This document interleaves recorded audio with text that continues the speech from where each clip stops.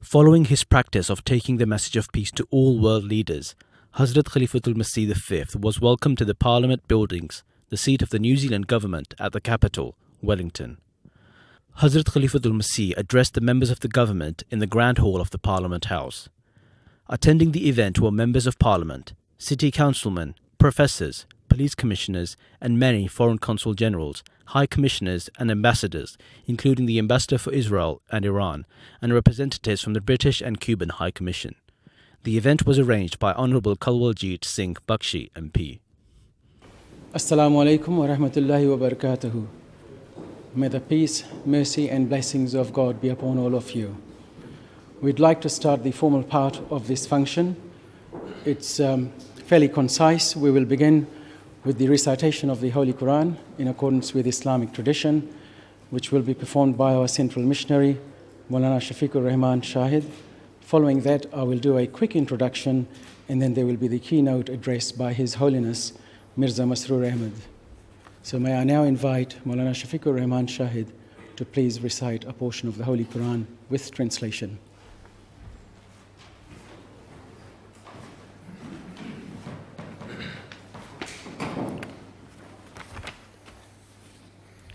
أعوذ بالله من الشيطان الرجيم بسم الله الرحمن الرحيم يا أيها الذين آمنوا كونوا قوامين لله شهداء بالقسط ولا يجرمنكم شنآن قوم على ألا تعدلوا اعدلوا هو أقرب للتقوى واتقوا الله إن الله خبير بما تعملون وعد الله الذين آمنوا وعملوا الصالحات لهم مغفرة وأجر عظيم. I have recited verses number 9 and 10 of chapter number 5 of the Holy Quran. I would now present the English translation of these verses. Almighty God says, O ye who believe, be steadfast in the cause of the Almighty Allah, bearing witness in equity, and let not a people's enmity incite you to act otherwise than with justice. Be always just, that is nearer to righteousness, and fear Allah. Surely Allah is aware of what you do. Allah has promised those who believe and do good deeds that they shall have forgiveness and a great reward. Thank you very much.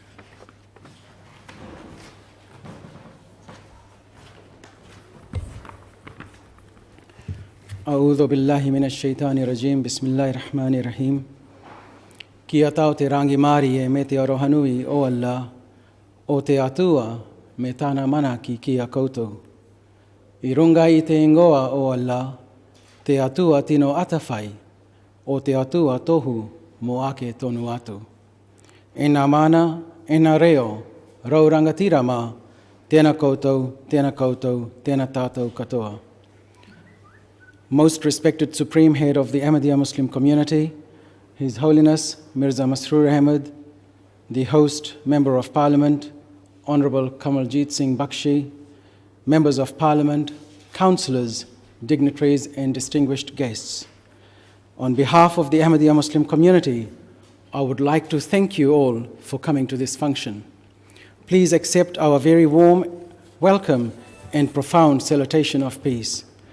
I would like to introduce the Ahmadiyya Muslim community and His Holiness, who is our principal guest speaker today. The Ahmadiyya Muslim community was founded in 1889 by Hazrat Mirza Ghulam Ahmad alayhi salam. He claimed to be the long-awaited Messiah that was prophesied to unite mankind in the latter days.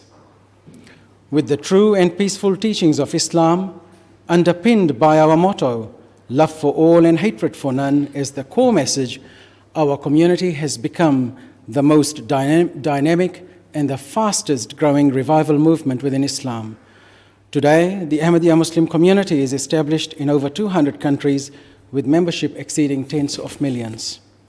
We believe that God sent Ahmad to end religious wars, condemn bloodshed, and reinstitute morality, justice, and peace.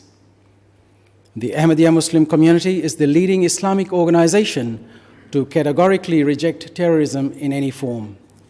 The founder of the Ahmadiyya community taught his followers to protect the sanctity of both religion and government by becoming righteous souls as well as loyal citizens. Our community in New Zealand was established in 1987. Under the guidance of our current Caliph, His Holiness Mirza Masroor Ahmad, we were most fortunate to inaugurate our first mosque in New Zealand last week. At the same time, we were able to launch the full translation of the Holy Quran in Te Reo Maori. Through his guidance, our community in New Zealand has engaged in many external projects, aside from numerous internal initiatives. Some of the external projects include providing financial support to the families of the Pike River Mines disaster. We also sent working parties to help clean up the liquefaction in the streets of Christchurch following the earthquake, and our community was at the forefront in raising funds to go towards the Christchurch earthquake appeal. Our community, aside from these internal initiatives, we have continuously raised funds to assist the rehabilitation of disaster-struck areas overseas. Over the last few years, we have been working with the New Zealand Immigration Services at the Refugee Centre to assist with the Migrant Resettlement Program. Also, for the last few years, we have been working very closely with the Royal New Zealand Foundation of the Blind and have held charity walks to raise funds for them. It is now my privilege to introduce His Holiness Hazrat Mirza Masroor Ahmad. He is the fifth Caliph of the Ahmadiyya Muslim community. Elected to this lifelong position in 2003, he serves as the worldwide spiritual and administrative head of the community. His Holiness is the world's leading Muslim figure promoting peace and interreligious harmony. Through his sermons, lectures, books, and personal meetings, His Holiness has continuously advocated the worship of God Almighty and serving humanity. He also continuously advocates for the establishment of universal human rights, a just society, and separation of religion and state. In June 2012, His Holiness made the keynote address at a special reception held at Capitol Hill in Washington, D.C.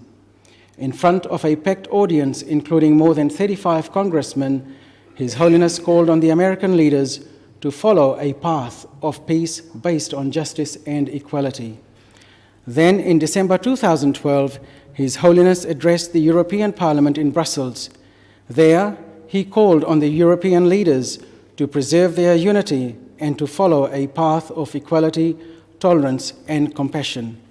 May I most humbly invite His Holiness to kindly address us, please.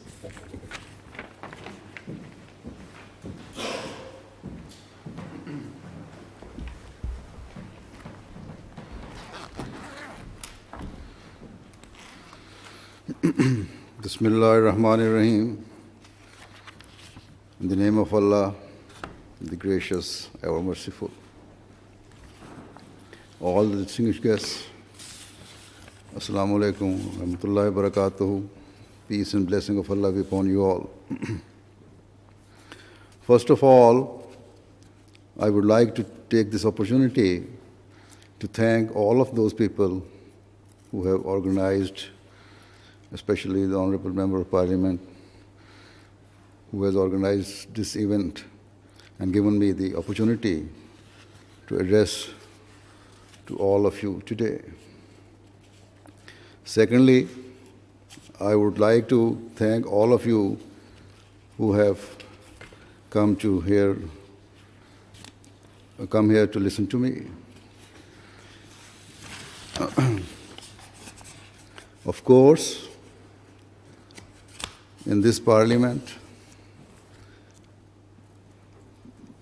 House, the various politicians and members of Parliament regularly meet to develop policies and plans and to enact legislation, all aimed at making the nation progress.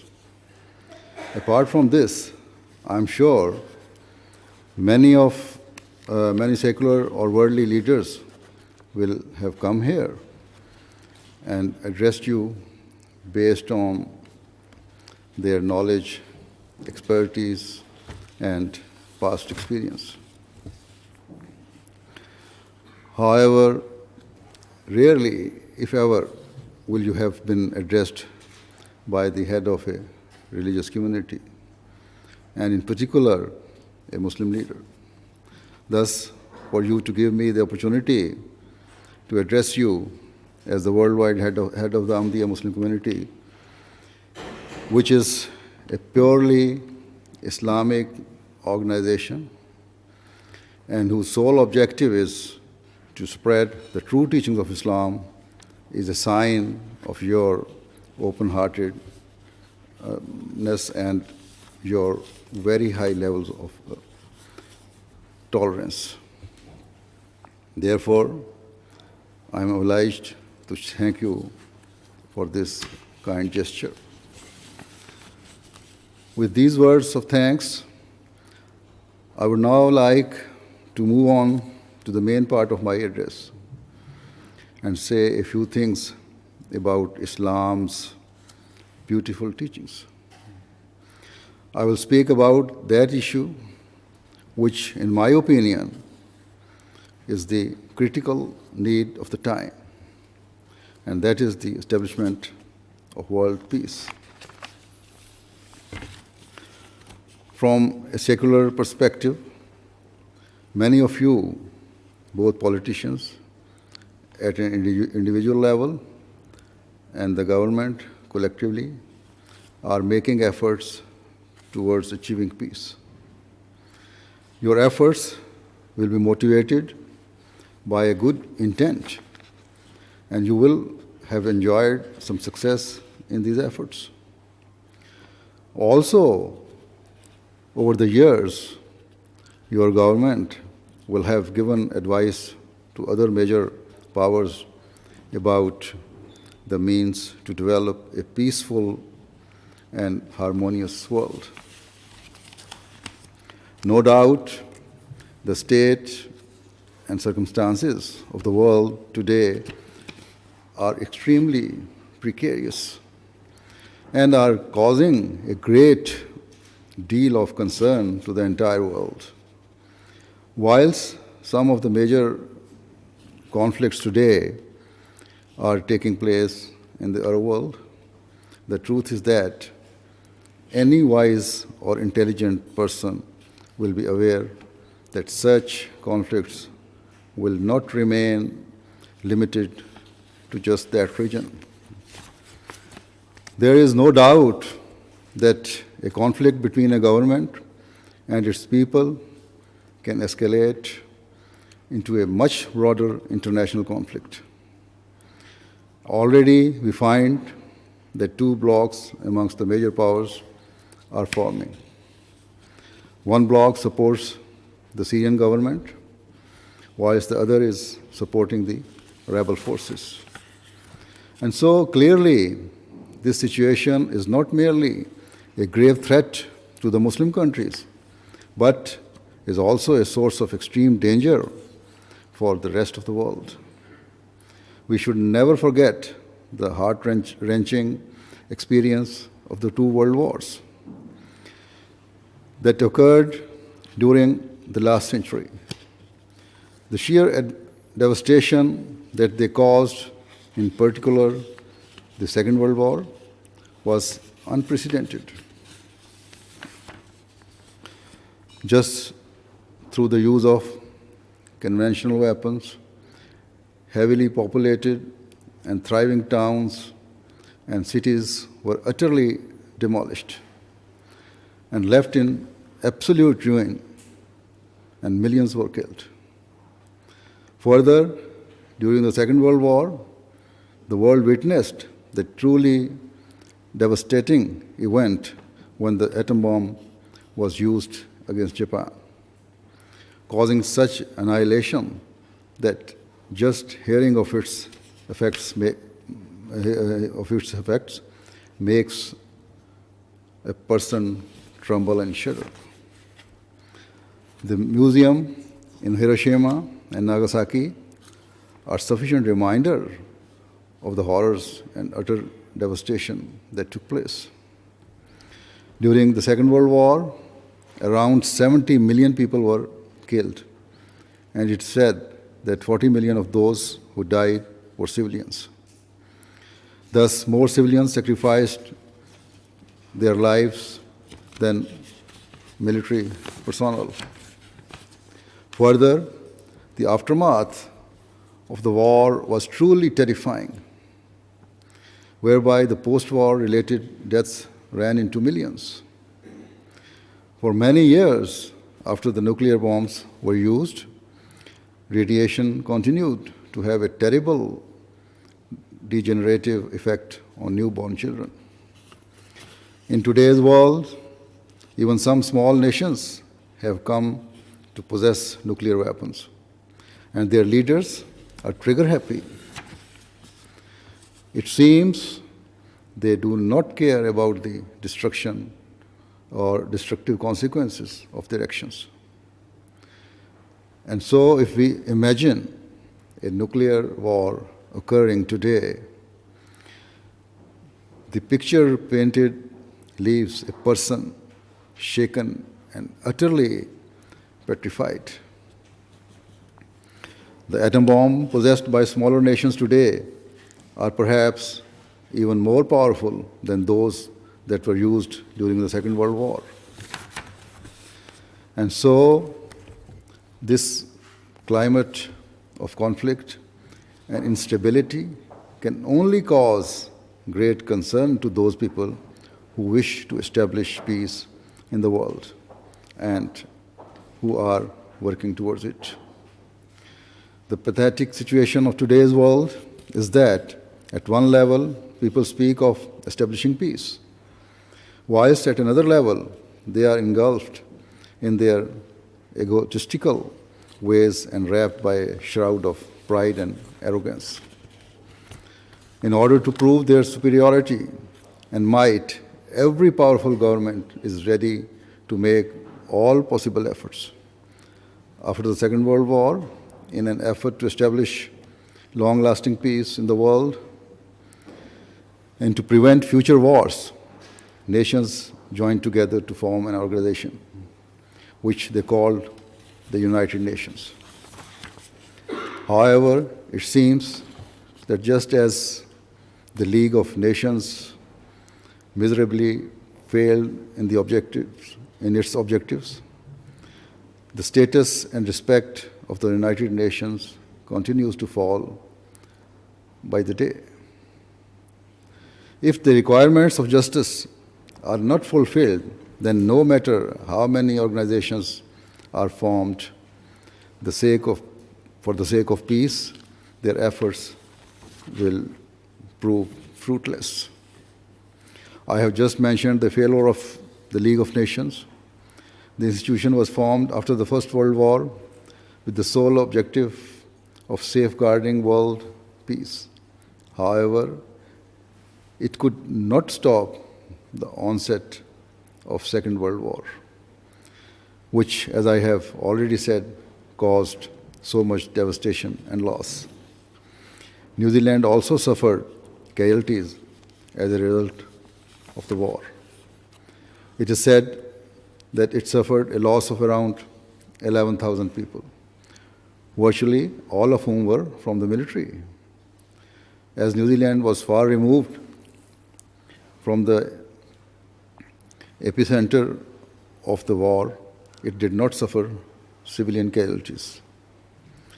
However, as I have already alluded to, overall in the war, more innocent civilians were killed than military personnel.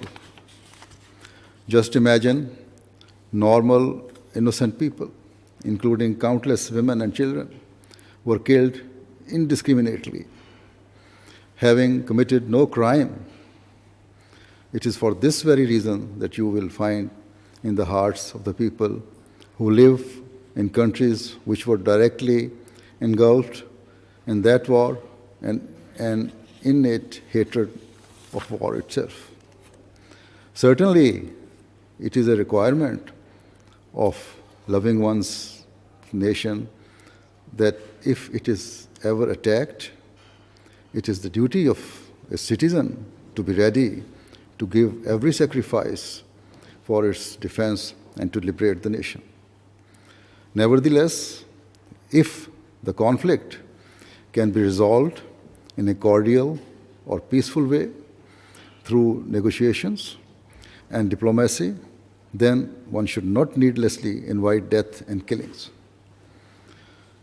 In olden times, when wars took place, there were mainly military casualties with a very minimum civilian loss. However, the means of today's wars include aerial bombardment, poison gas, and even chemical weapons. And as I said, there is also the potential use of the most horrific weapon of all, the nuclear bomb. Consequently, the wars of today are entirely different to those of the past. Because today wars could potentially wipe mankind from the face of the earth.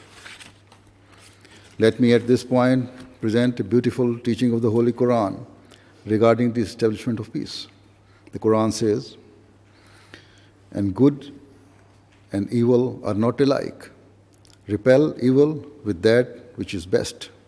And lo, he between whom and thyself was enmity will become as though he were a warm friend."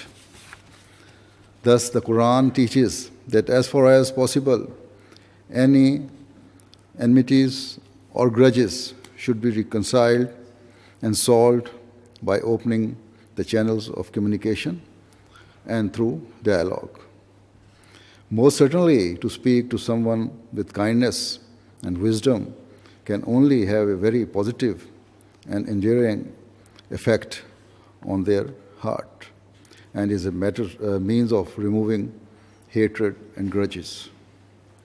No doubt, we in this era believe ourselves to be extremely advanced and civilized.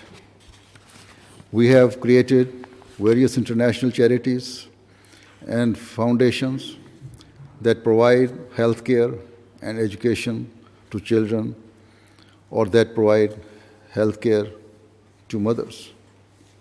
Similarly, there are countless other charities established out of human sympathy and compassion. We have done all of this. We who have done all of this should reflect and pay attention to the urgent need of the time and contemplate how we can save ourselves and others from devastation and destruction. We should remember that compared to 6 or 7 decades ago, the world is now much closer together. 60 or 70 years ago, New Zealand was a distant country, far away from Asia and Europe. However, today it is an integral part of one common global community. Thus, in a state of war, no country and no region is safe. Your leaders and your politicians are the guardians of the nation. They are responsible for the safety of the country and for its continued progress and betterment. And so it is essential that they always keep in mind the critical point that it is from local wars, that devastation and destruction spreads far and wide. We should be grateful to God that He recently granted sense and wisdom to some of the major powers so that they realized that they had to take action to stop war, to prevent the utter devastation that would have ensued. Most pertinently, Russia's president made efforts to hold back some of the other major powers from attacking Syria. He made it clear that all countries, whether large or small, should be treated equally.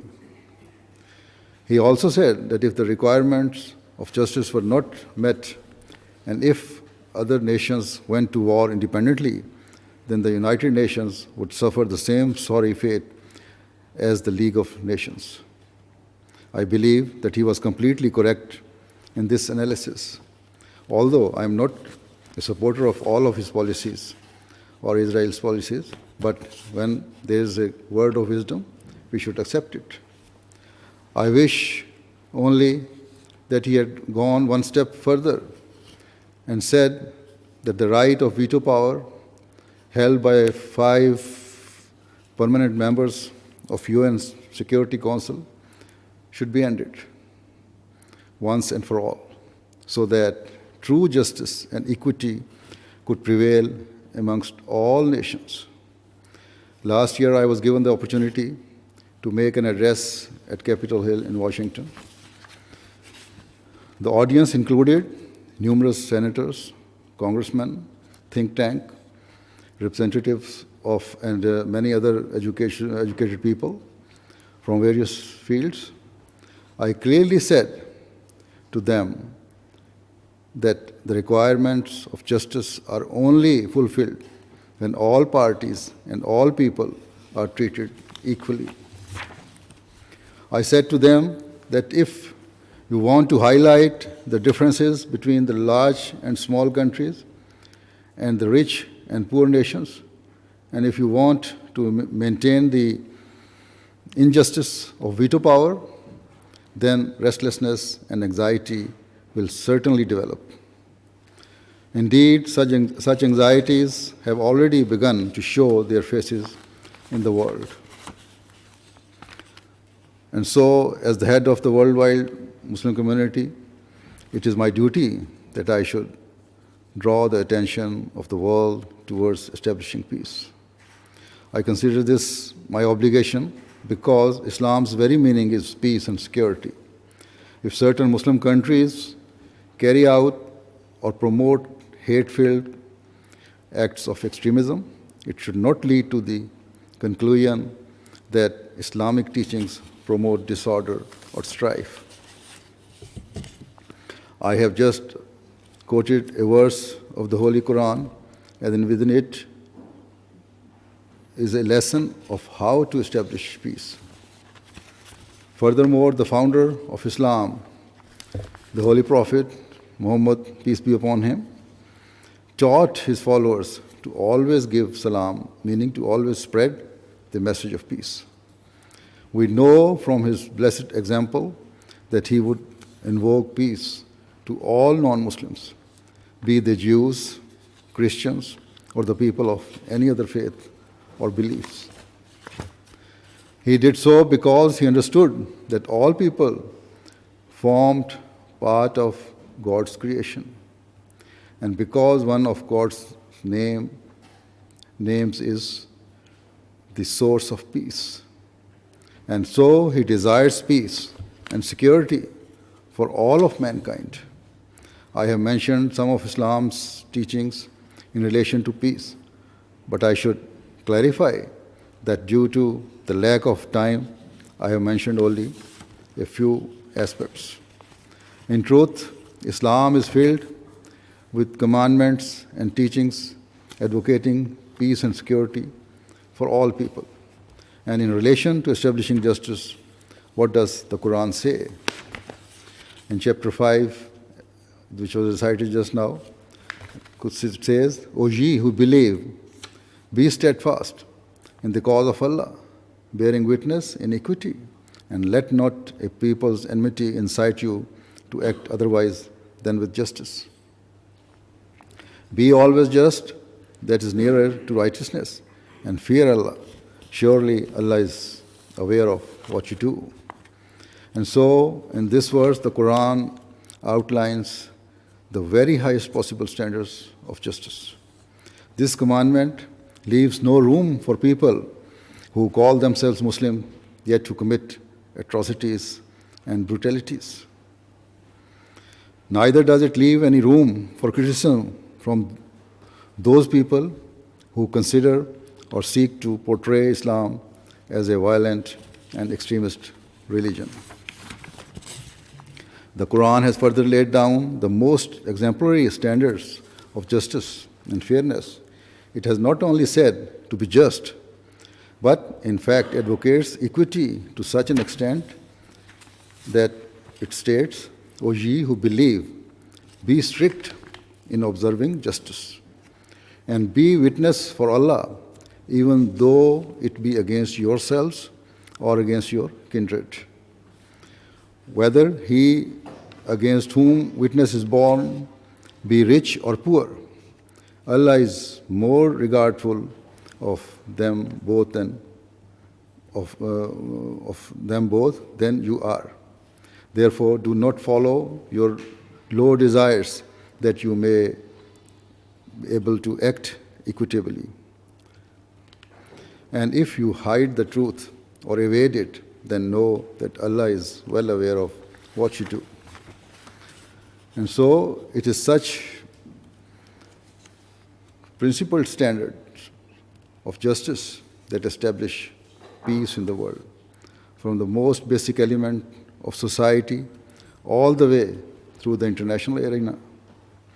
History testifies to the fact that the founder of Islam, the Holy Prophet Muhammad, peace be upon him, acted upon this teaching and spread it to all corners. And now, in this era, the true devotee of the Prophet, peace be upon him, who was the founder of the Ahmadiyya Muslim Jamaat or community, Hazrat Mirza Ahmad of Qadian, spread and championed this teaching and instructed his followers to also spread peace. He further instructed his followers to draw the attention of mankind towards fulfilling both the rights of God and the rights of God's creation. It is for this reason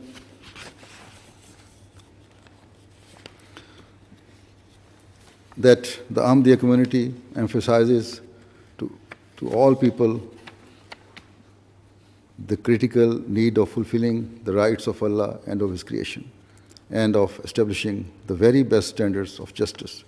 It is my prayer that every single one of us, irrespective of religion or belief, pays heed towards fulfilling each other's due rights, so that the world can become a heaven of peace and harmony. With these few words, I conclude, and I thank you again for inviting me and coming here to listen to me. Thank you very much.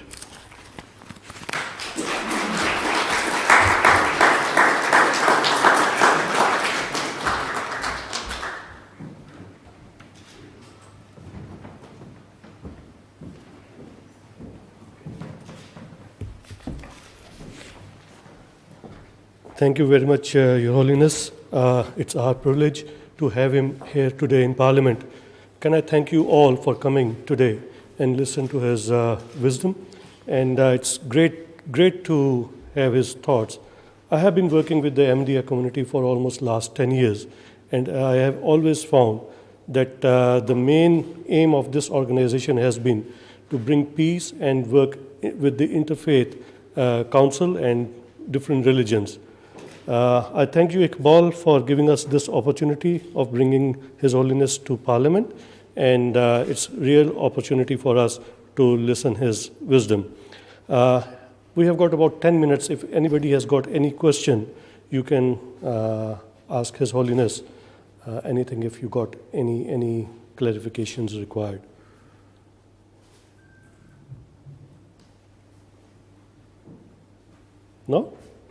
That's very good, wonderful. Oh, answered, all right. Yeah, exactly.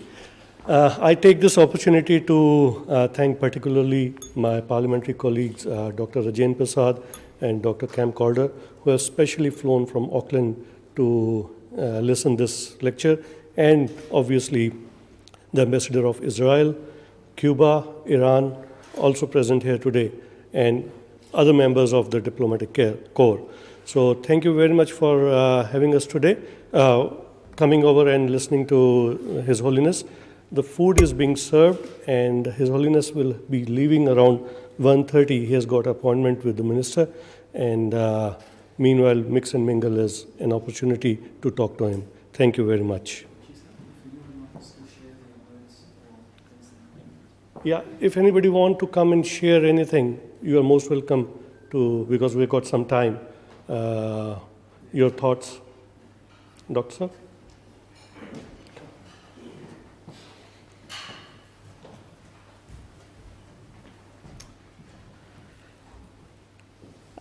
Yes. Your Holiness, a special welcome to you to Parliament on behalf of the opposition and our leader, David Cunliffe, who for all kinds of reasons is unable to be here. And it's a pleasure for us to welcome you and to acknowledge also our Ahmadiyya friends. And I have friends in the community and others who have come from the diplomatic corps and friends from Wellington. My observation, I was born in Fiji, and I've been here almost 50 years now. Fiji also has a strong Ahmadiyya community, and we have lots of friends in that community. And I am always been impressed with the way they lead their lives as true friends of the nation and of different faiths, but also reflecting your message, Your Holiness, of peace, because there's nothing stronger than that message of peace. And it's amazing how difficult it is to get that message through in today's world, because as Your Holiness reflected, it's honoured more in its breach than in respect for peace. So every message you give is important. This Parliament is a very special place, and this Parliament has a strong tradition of standing for what is right.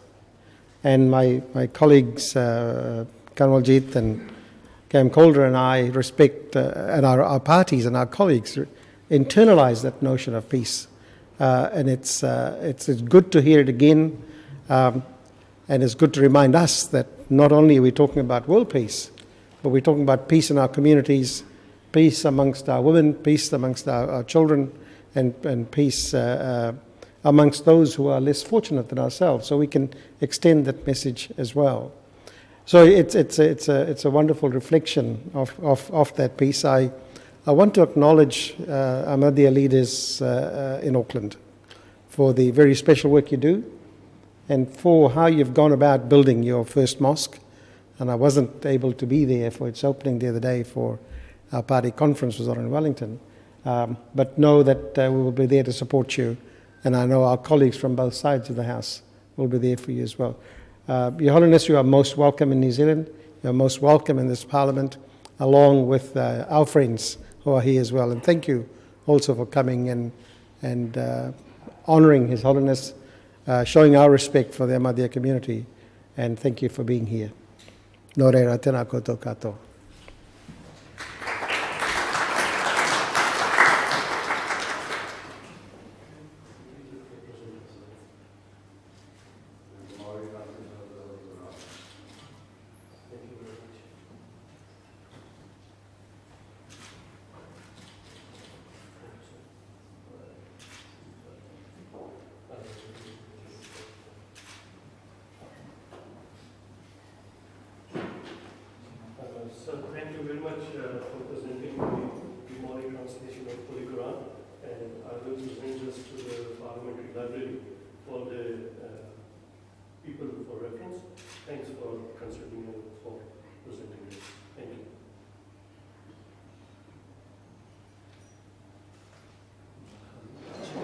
I think that it was a very important message, and I think that it is a message that can be welcomed and accepted by everyone.